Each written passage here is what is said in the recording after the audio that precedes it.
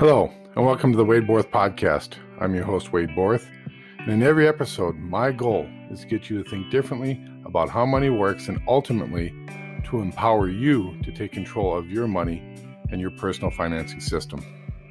Hello, and welcome to the Wade Borth Podcast. Again, we're going to continue with our series of just reviewing Nelson Nash's book called Becoming Your Own Banker, the Infinite Banking Concept. And I'm going to continue the series with Nicole Tate, who has been going down this path for about 4 years running now.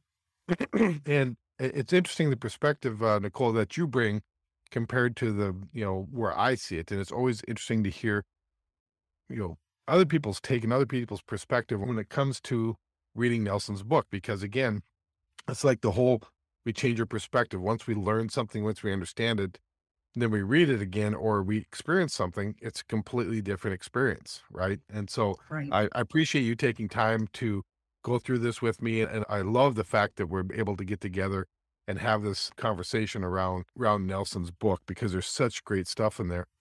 And I would encourage you and almost say that if you really want to understand this, excuse me, understand this concept, you need to read Nelson's book yourself. Don't take this reading as what you need to take away from it, because again, these are my perspectives, these are Nicole's perspectives, and you have to develop your own perspective around what he's saying in the book. And it's been fun. I've read it many times, and each time I read it, I find something completely new. I was in preparation for this conversation, I was like, oh, I hadn't really thought about that. And just because what I experienced at the think tank here a while back, which is the annual meeting for IBC practitioners and people that want to learn this, I'm coming back and rereading this in preparation for these calls and this podcast. I'm pulling away a ton of information just by going through this exercise with you, Nicole. So again, thank you for taking time to go through this with me and record this. And I look forward to it. And it's funny how a book that has, what do we have here? 92 pages, right? And that's with biographies and everything else, can take us, probably is going to take us up to 10 podcasts to get through all this, 10, 12 podcasts, because there's so much information that we're pulling from it. So again, thank you. Yeah. No, I always appreciate these conversations. And just like you said, I pick up something new, or my perspective has just shifted a little bit from the last reading or the reading before or the first reading. Right. Exactly. And that's why stuff that's really good, I encourage people to read multiple times, because there's always something you'll pick up. If it's Nelson's book, if it's really any other really good, writings. And again, you have to understand that Nelson took this 10-hour seminar. He had a 10-hour seminar where he'd get in a room and he'd do, 2 or 3 hours the first day, and then he'd do 7, 8 hours the next day. And he condensed that into this book of 92 pages. And so he's trying to get a lot of stories, a lot of information across. And it's hard to get that kind of information crammed into 92 pages where people can read it. And that's why once you start reading it, once you start developing a community around you that have also read it, that's when it becomes real exciting. I can tell you this from my perspective, working with clients that have said, hey, what can I do to grow in my knowledge? I said, well, find other people that this might apply to. Find other people that want to learn this. Have them get the book. Talk with me. Let's implement this strategy in their lives. And once they've done that, and they've kind of created this small community, the wealth growing perspective in these people just explode, because they're going through the process. They're reaffirming what they believe in. They're challenging each other's thought processes. And then once they've done that and they become very strong in that, then they're finding ways to grow their money, right? So Nelson, in the first step here, he's just talking about how do you grow capital? How do you put together the grocery store, as it were. And he hasn't talked about marketing one bit. He's just talked about you have to take the first step first. Yeah. And I think a community like that also helps people feel less isolated. I had a conversation yesterday with a couple that said, we've talked about this a couple of times and they're still exploring it and we're still having conversations, but they said, it's just really hard when you talk to people that are in your family that you know and respect, and they say, you're doing what? And, those people haven't read the book. They don't understand the concept. They don't understand what these folks are thinking about implementing. So if you can have a community like that, where there are other people that you know and respect that are saying, yeah, I'm doing this and this is what I'm doing with it and the things that I'm using my money for. It just helps build that confidence that this is a legitimate strategy and something that isn't on the fringe. It isn't on the fringe. Right. No, it's not on the fringe. Quite frankly, it's the opposite. It's just that we've been conditioned to think since the 70s, and we'll talk about that actually. The next part of the book that we're going to be talking about, we'll get in that to just a moment, is what Nelson calls the human problem, right? It's against the way we think, is that since the 70s, since the introduction of a lot of government programs, we've been conditioned to think that the government and big banks are our solution to all the problems, right?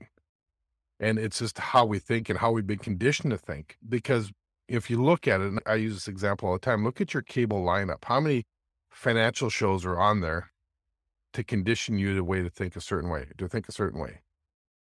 Again, some people might be completely unplugged from cable, but there are, dozens of financial channels to condition you to think a certain way. There's millions and millions, billions of dollars being spent in advertising to get your thought process conditioned to think a certain way. Right. And where we have success and where I have clients that are very successful in this is that they're willing to suspend disbelief a little bit and say, what if there's a better way? And they start asking that question, then we're able to help them identify the problem. So let's go back to those 4 steps, right? The problem, understanding the problem is the very first step. Then having that next step, which is, okay, I want to change, I want to solve the issue that I've identified as being the problem. And then understanding this process of banking, this process of control, and then what is the ultimate tool that we use, which is the properly structured dividend paying whole life insurance policy, which is just the tool that we use in the process that will, solve the problem that we've admitted that we want to solve.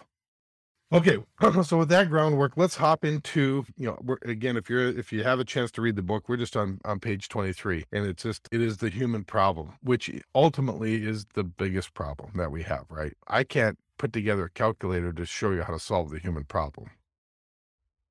From my background, which is in mathematics and actuarial science and engineering and economics, that's where I went to school for. That's where I had a huge passion when I was younger I still have a passion for it. But what I find is most people, once you start adding a lot of numbers and decimal places and zeros and economic theory, they just get completely lost. And they don't want to engage in that. And quite frankly, it wasn't, for a while I thought it was my passion, but it wasn't my passion. It was just a tool to use to fuel my passion, which is to help empower people to take control of that, that financial function in their lives, to give them the freedom, right? So give them that control, which leads to freedom. Ultimately, that's what I want for agents that I work with, people that I work with, is to have that control, which leads to the freedom. And there's a number of things that go along with freedom. But I can't put together a calculator to show this, because this is an emotional, human problem that's between our ears that we have to really get a grasp on and find some self-discipline. Because, Nicole, how many times have I said it takes 3 things to make this happen, right? It takes time, money, and discipline. Hmm. I can use calculators to prove out the first 2, but what can I do for the third one? I can't make you disciplined to do what you need to do. And you've probably experienced that along the way as well. That's probably been part of your growth. It has definitely been part of my growth. And, Wade, really, when you're working with people, whether it's in the IBC world or not, discipline is something that you have to be able to develop if you want to create wealth. No matter where you're at in the world, you have to develop discipline. Right. Well, it's like anything else. If you want to be good at, Taekwondo, or you want to be good at anything else, right? It's all about discipline. I'm going to butcher this because I heard somebody say this. It's the discipline of doing stuff up front, or it's the discipline of the disappointment, right? So if you have the discipline of doing it up front, that's the important part. Where if you don't do what's right in the discipline up front, then you just have to deal with the discipline of, having to deal with the fallout, right? Yeah. So again, I butchered that saying, but it makes a lot of sense to me. If you could read my mind, which would be a scary thing if you could. So all right, let's talk a little bit about Parkinson's Law, because this is one that I think even a lot of practitioners want to maybe have one-liners come out of the Parkinson's Law chapter. And this is not even a full page, and we can have a discussion for an hour just on this one full page. But just because, again, I don't want to do an exact reading of this. I want you to get in and read it and have your own perspective. But I do want to highlight and talk about a couple things. So were the things that, to you that stood out, Nicole, as far as around Parkinson's Law, this chapter called Parkinson's Law? Well, a couple paragraphs down, he writes in here, work expands to meet the time envelope allowed. And the first time I read that, it just made me sort of giggle because it's so true. And you will hear people say, oh, I work better under pressure. So I'll wait until the last minute to do something because then I have the pressure and I can actually get it done. So he says in here, give a person a job to do and give them a time limit of 3 days, and they'll wait until late on the third day to get it done. And I think that's pretty typical of people. It is. I mean, it's 100% believable because I look at my own world. There's very few people that have the ability to get stuff done with a 10-day buffer. I'm in the process of raising a young teen, as it were, and just to get him to understand this law he's the embodiment of this law, right? If I say, hey, I want you to do X, and first thing he asks me, well, when do I have to have it done by, right? Well, if I leave it wide open, it never gets done. So now I've learned that you have to say, I need X done, and I need it done by the end of the day today. And he's a great worker, and he does, he goes out and does exactly what he does. And if you give him that time constraint, he'll get it done. If I say, hey, I need it done in the next 3 days, it's done in the next 3 days. Yeah. And if I leave it completely open, it never gets done. Well, you think about college students and how many college students are up until, midnight or 2 o'clock in the morning finishing the project that they've had 8 weeks to do, but they haven't really done anything until 2 days before the project is actually due. 100% agree. Yep. I was there. That's me. It's still me. I sit on some boards and I sit on, work on some stuff, and it's about having a finite amount of time. And so you're saying, I'm going to do this because it's important because it needs to be done. So it's that deadline, but there's such a truth to that. And so part of the discipline that we talk about is, when do you want to get better, right? When do you want to start capitalizing your banking system? And we have to have that thought. And you and I, as practitioners, and quite frankly, when we're working with other agents, is that we have to get people to start asking that question. When do you want to start? When do you want to have, the $300,000 that you need in your system in order to go out and buy that piece of real estate, or to finance that piece of farm equipment, or that land that you want to flip, or whatever the desire is that they want to have done? We have to start looking and say, well, if we don't put a time constraint on ourselves, because this is about ourselves, it's not about me convincing you, right? Nelson wrote the book, Becoming Your Own Banker. He didn't say, Wade becoming your banker versus Wells Fargo. It's you becoming your own banker. It's like your desire to want to get better. Yeah. And so part of that is, what are you putting on? What time limits are you saying, hey, I want to get this done, and I want to have X amount of dollars by, 3 years from now, so I can go out and finance all my real estate deals. Well, let's find a solution to that. That's easy. It's when you leave it open-ended that a lot of ambiguity creeps in, and then nothing happens. Right. And I love that. Go ahead. No, I was just going to say, to sort of tag on to that, a couple more paragraphs down, he writes expenses rise to equal income. And that, in the context of what we're talking about, infinite banking and being disciplined with your money, that one little phrase is what kills so many people from being able to build wealth and actually create something bigger and better. Because, you can think about people that get a raise, a 5 or a 10% raise, and they're thinking, oh, I have more money. Now I can go buy a new car, or I can go on vacation, or, that the money is spent before it's even in their pockets. Or they go, hey, I'm not going to put money in my 401k anymore because I want access to those dollars. And then they absorb that into their income. Well, all that happened was their expenses, they didn't fight Parkinson's Law and say, I have another source of money that I'm going to start using to take control of this function of my life that I really need to take control of. They just put it into their income, and then they're all of a sudden their expenses rose, and they go, I don't have any more money. That's been gone. Yeah. So, those people that I've talked to, I've had clients say, well, I'm going to stop contributing to my 401k. And I'm like, well, what's your plan? Ultimately, if they don't have a plan, then I want to make sure that they continue to contribute, because if they don't have a plan, then it just gets absorbed and then they have nothing on either end. Does that make sense? Right. And so I don't encourage them one way or the other to do that. I'd say if they come to that conclusion themselves, they just better have a plan. Better have a plan on how they're going to, again, it goes back to the idea of if I have a client that has credit card bills, say of, $50,000 credit card bills, and they're paying the credit card payment, and then they go, oh, I'm going to take a home equity line of credit. So they borrow from the home equity line of credit, pay off those high interest rate mortgage or credit card bills, and all that extra cash flow that they're using for their minimum payments now increases their cash flow, but all they did was raise their expenses to it. Mhm. And then 3 years later, they're back in the same problem, right? So it's not the money that's the problem. It's our habits and our conditioned thinking. Again, we're conditioned to think, buy as much in today's world as you absolutely can and not have a focus on what our long-term goal is. What's our long-term strategy? And that goes back to probably what I call the second point is that, luxury once enjoyed becomes a necessity.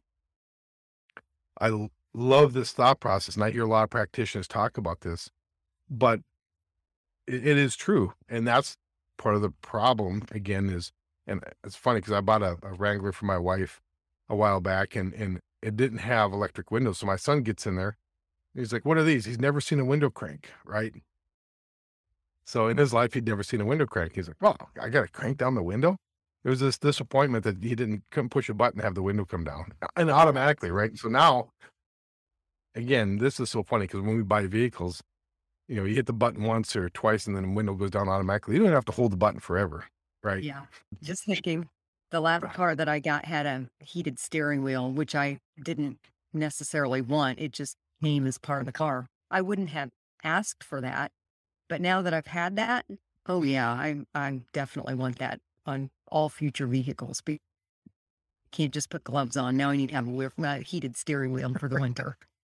Yeah, and that's part of that conditioned thinking, right? Is that they're conditioning us to want more and more, right?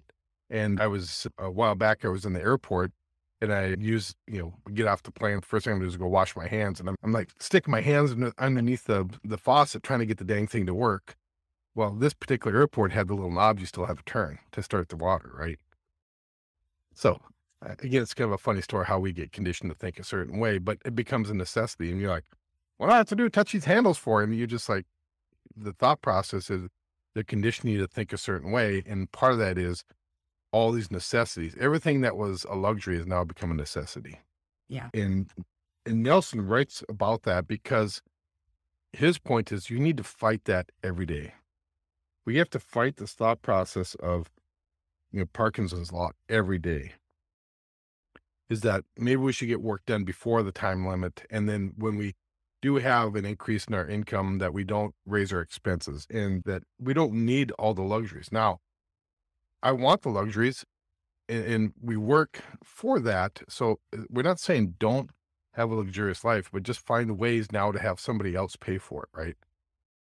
And this goes back to a little bit of what Robert Kiyosaki's thinking is that if you want something, buy an asset that's going to produce enough income to give you the luxury that you want. Right. Which is a much better approach, right? It all starts with who controls the financing. So Yeah. it's not that we're saying don't have luxuries. It's just like find ways to have something else pay for it versus just your regular income. A couple of other notes on this chapter I want to bring up, and it has really nothing to do with the idea of, well, maybe it does, of what we're talking about with this idea of taking control of the banking function in your life is that, he writes and he says, God so loved the world that he did not send a committee. I like that phrase too. Because there's nothing more time wasting and exhausting than a committee. But, and just as I say that, it makes me think about this whole group think idea, right? Why isn't everybody else doing this? Right? If you're waiting for a committee to convince you that this is the right thing, that's never going to happen. Yeah, when you said that, the first thing that came to my mind was if you are allowing other entities to control the financing function of your life, you're waiting on them to determine whether or not something that you want or that you need is appropriate. Right. So, for example, you want to go get a loan for a piece of property or, something along that line. Make that decision yourself. You're now going to the bank who is now, they may not be taking it to a committee, but there has been a committee that has said, these are the rules, these are the parameters that we will accept for somebody requesting a loan. So it is a committee. Somebody else is making that decision for you. Yep. It's exactly right. You're waiting on a committee that will never come to a definite conclusion about anything, right? And when faced with tough decisions, what does a committee typically do? Tables the conversation. Or says no, right? Because that's the safety, right? Or tables the conversation, right? And says no later. And says no, yeah, it's probably exactly what it is. They're going to make you go through all that pain and then say no later. That's probably exactly the way it is. So to that point, I'm going to wrap this with the chapter in Parkinson's Laws with Nelson goes through and he talks about remembering rule number 6. I was just going to ask you about that. Well, rule number 6 is don't take yourself too seriously, right? Enjoy life, be purposeful, but don't take yourself so seriously because nobody else really does. Right. And again, if you're in the servitude of God, then, that seriousness, again, be purposeful. I'm not saying don't do that, but just don't take yourself so seriously. If you want to understand what rules of 1 through 5 are, you need to get in the book. You need to read the chapter. Yeah. I think it's real important. All right. Anything else on that fun chapter? There's a lot of good stuff there. We just kind of touched the surface of it. So. Yeah, no, I think that was a nice highlight. It is a super quick read, but there's a lot of good stuff in there. Yep. And again, a lot of good stuff if you're thinking through it with a purposeful intent of, okay, how does this impact me? And again, part of what it is, we kind of joked that rule number 6, right, is don't take yourself seriously. I look at these and I laugh every time I read this because I go, that's me. And it's not that we changed. I look at it, kind of laugh thinking, it is speaking to me directly. And so then we have to change. And I think everybody wants to read that they have to change if they don't take this seriously and get offended because Nelson was talking about them. I think that's probably the whole purpose of that. So next part on page 29, Nelson talked about Willie Sutton's Law. So let me just touch that again. Willie Sutton's Law. So anything you take from that? Well, the first thing that I have highlighted here is because I had never heard of Willie Sutton's Law. Most people haven't. Yeah. And so what he writes here is wherever wealth is accumulated, someone will try to steal it. And how simple that little phrase is, but everybody will look at that and go, oh yeah, of course. It's self-evident, right? Yeah. It's self-evident, right? Yeah. Yeah. It is. So let me just explain who Willie Sutton was. So Willie Sutton was just a bank robber in I would say in the